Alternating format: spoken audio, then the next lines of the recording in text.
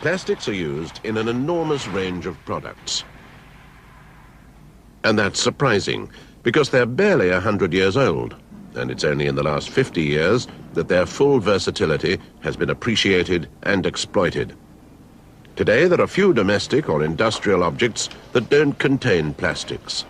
Few that haven't had their design, their performance, even their durability improved by plastic materials. The Mini Metro, possibly the most important British car of the decade, uses plastics to great and admirable purpose.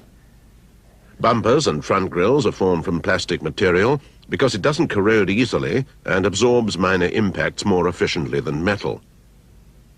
Electrical control boxes and wires use plastics because of their excellent insulation properties. Oil filter housing, the cooling fan, containers for coolant and brake fluid, they're all made from plastics, which are light and can be formed into intricate shapes with relative ease. The interior is finished with various plastic materials. Plastic is hard-wearing, stain-resistant, and it doesn't scratch easily.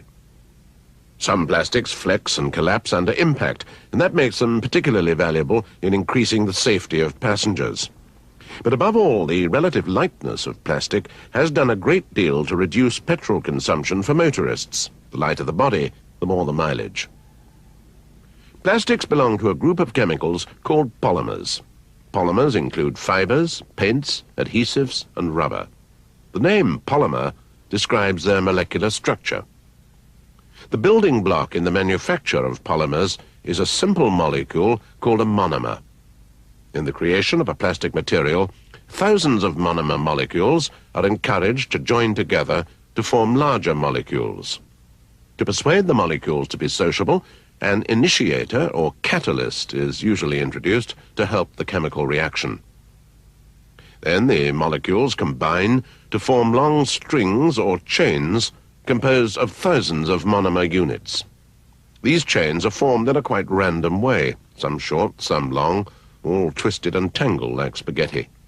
The joining together of monomers to produce these long chains is called polymerization.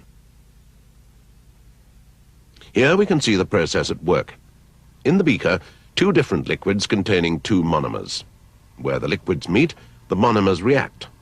The polymer is formed, and it can be drawn off.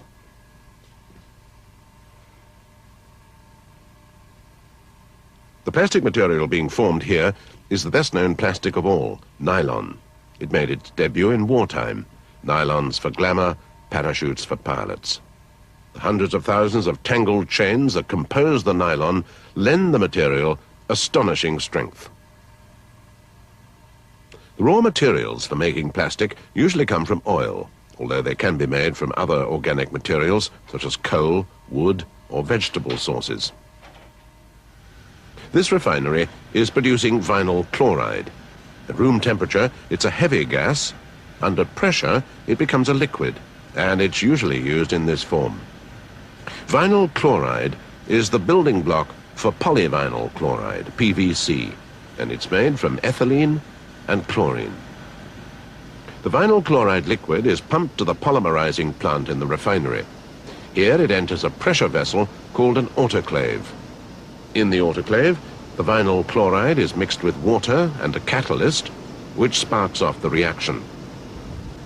In this batch process, 95% of vinyl chloride is converted to PVC. The remaining vinyl chloride gas is trapped in the solid particles of PVC. The PVC itself is in the form of a suspension in the water.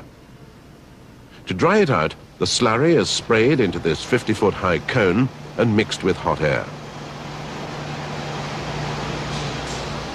Fine powder is precipitated, and this is put in bags. There are two kinds of synthetic polymers: thermosetting plastics and thermoplastics. The main advantage with thermoplastics is that they can be reshaped many times over.